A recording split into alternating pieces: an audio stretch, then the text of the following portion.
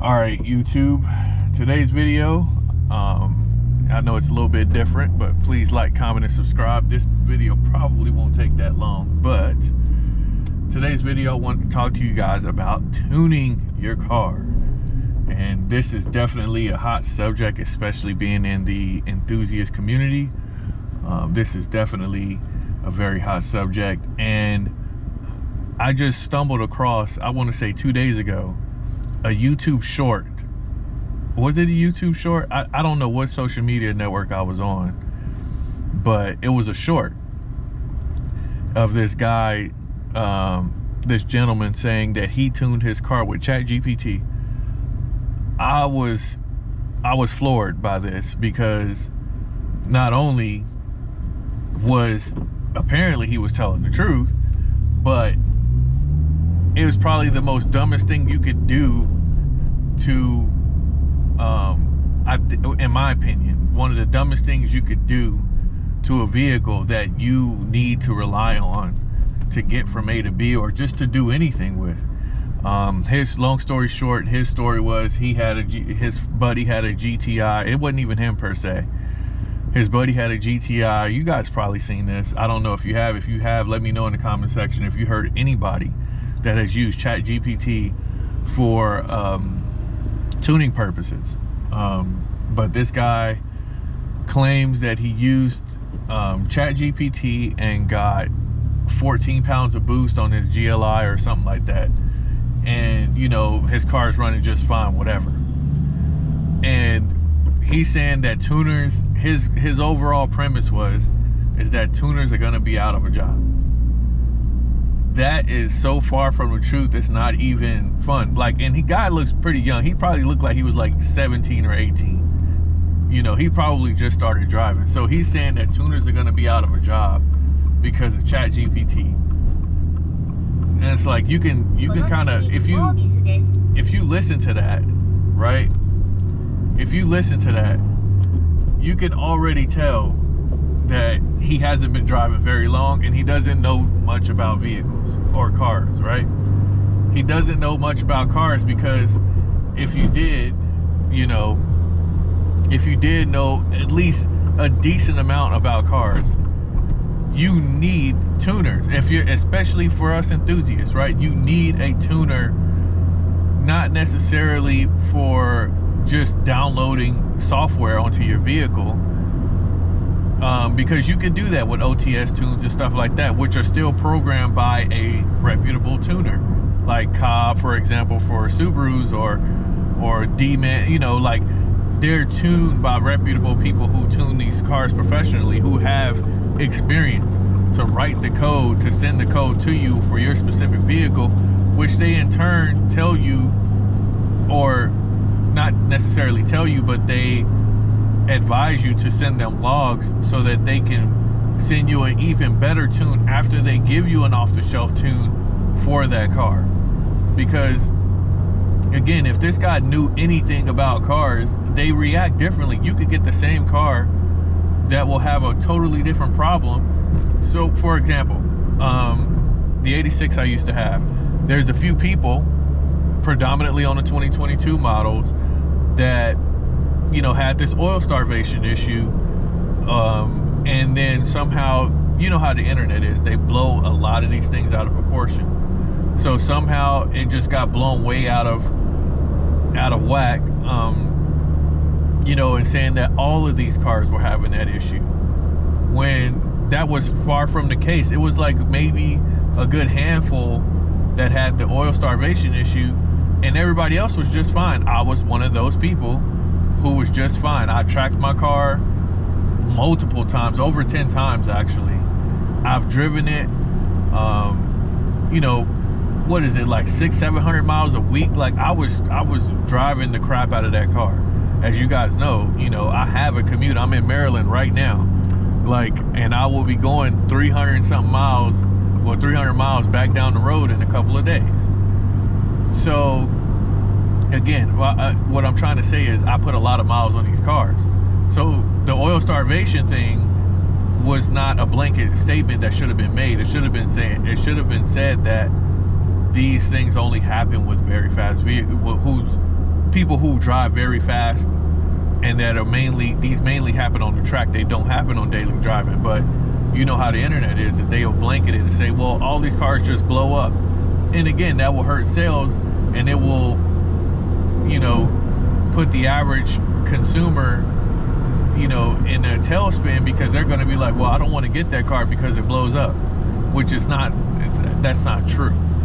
So back to the tuning thing, it's like he was basically saying, you know, tuners are going to be out of a job because Chat.gpt is going to take over. And he, with him being as young as he is going to influence people his age to be like, oh man, you really think I could just go to Chat.gpt, put in my OBD2 scanner and plug it into my computer and download a tune? It's not that easy.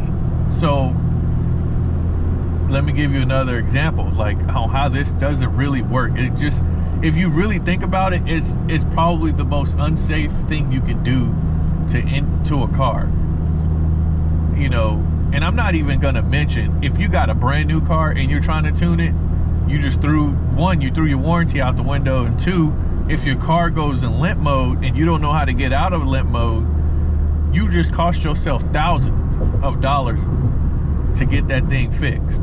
That's if they're willing to fix it, because they could be like, well, that's not our problem, you know, and they won't fix the car. But I'm not even gonna go to the expense part, because that would be the dumbest. Boy, like, you would be on a whole new level of stupid if you did that.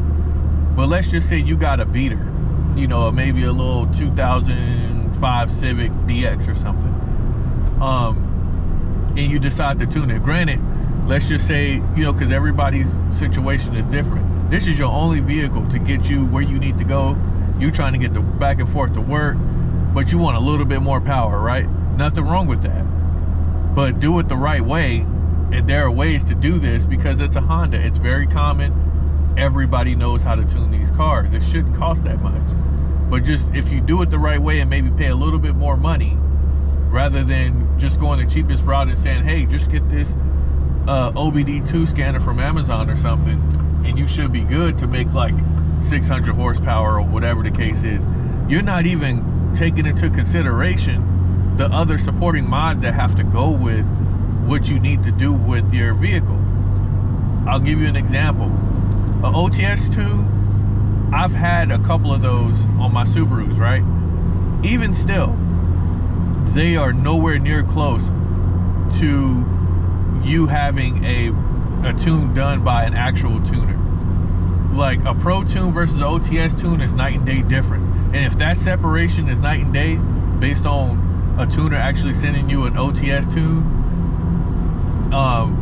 then why would you even think about going to a Chat.gpt tune, which is even further from an OTS tune? So, and again, why would you even want to take the risk of damaging your car and having it run, you know, crazy or not run reliably, when it's your only vehicle to get back and forth to wherever you're trying to get it to? And even if it isn't your only vehicle, say if it's a vehicle you want to use for the track, why in the hell would you want to just take a gander on how you're tuning the vehicle? Now, if you got a mechanical background and you just need something tangible, I actually, no, if you got a mechanical background, you're not stupid.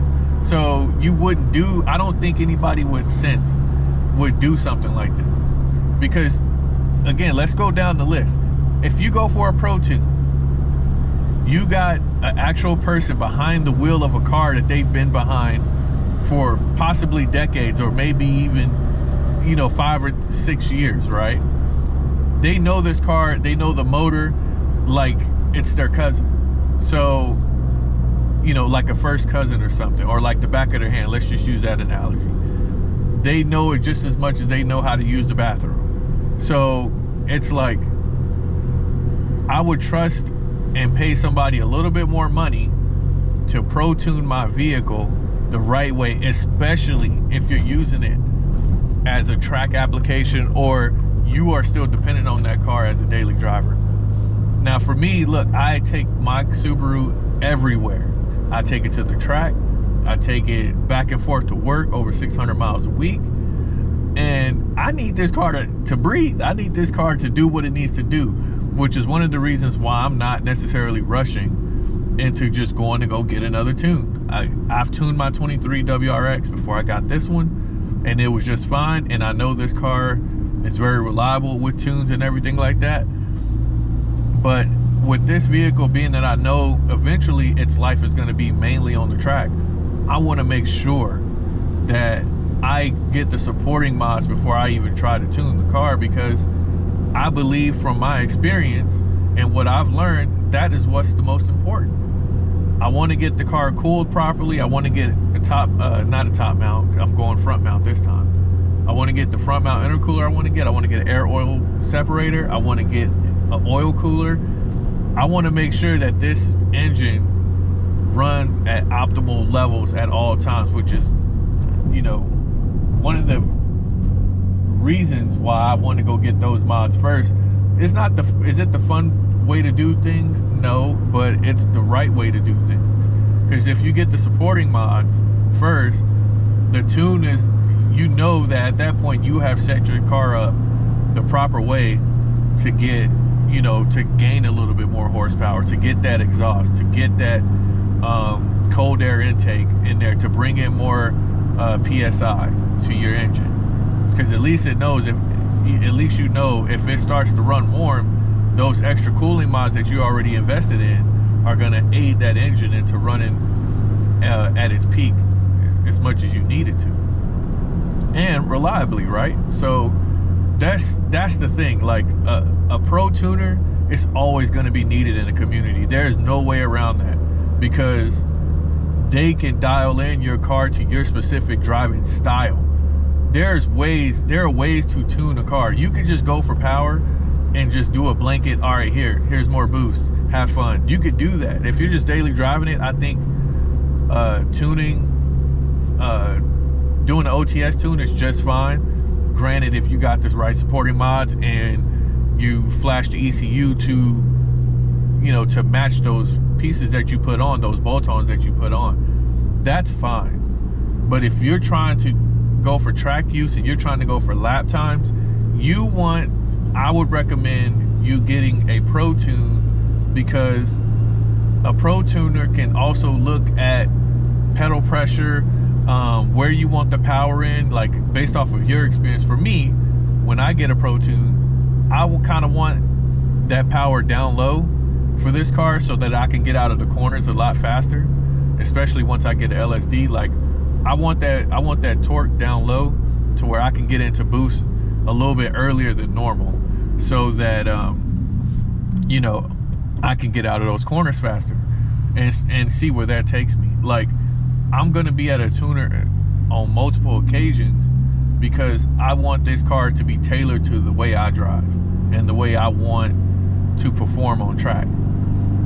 And that's why I think like the actual pro tuner is just, they can do way more than what an OTS tune can do, which this is common knowledge, honestly. I don't even know why this is even a subject, you know, why this is even a thing. But again, it's just, I believe the generation gap, like a lot of, heck, my kids are Gen Z, right? Like some of them, they want an easy path to get things. And sometimes you got to pay to play. Like if you really want reliable power, you know, a smooth delivery and a really good tune, sometimes you got to pay for that. And that's okay. But if you just want a cheap fix and an easy, you know, push button, you know, boost power, and your engine blows up, don't get mad at Subaru or BMW or whoever and say, hey man, my engine blew, this is unreliable. No, you chose to go with a Chat.gpt tune, and then imagine how stupid you would look blowing your only car up that got you back and forth, and now you're back on, you know, catching the bus. Imagine how stupid you would look, you know, doing something like that. So again, this is more or less of, you know, not telling you to not get a tune, because I'm definitely going to get my car tuned, but I'm going to go the pro tune route and just try to dial everything in. But this is more or less for you young people out there Do not do no damn Chat.gpt tune. That would be the dumbest decision you can make in your whole life. Do not do that. Go get an OTS tune from these reputable sources according to your car, and get something reasonable. What you need more boost for if you don't even know how to drive that good in the first place? So just think about what you're doing before you make that decision. Don't be stupid. And especially if your parents have worked very hard to get you a car and you blew it up within, you know, just trying to do something really dumb. Like, don't do that. Do your research. I always harping on that on all of my videos. Please do your research. Stay well informed. And I think you will be able to understand that a Chat.gpt tune is the last thing you would ever want to do to a car. That's all I got. Please like, comment, and subscribe. Please let me know if you also heard of this. Like, I've never heard of this, and I can't believe, I'm not surprised, honestly, but I just can't believe people would actually use it. That's what I'm saying. Because if you kind of just know a little bit about cars, you would know that would be the dumbest thing you could do to a vehicle. It's just to download a tune off of just from nobody and just throw it on your car. That's dumb. But anyways, see you guys in the next one. Peace.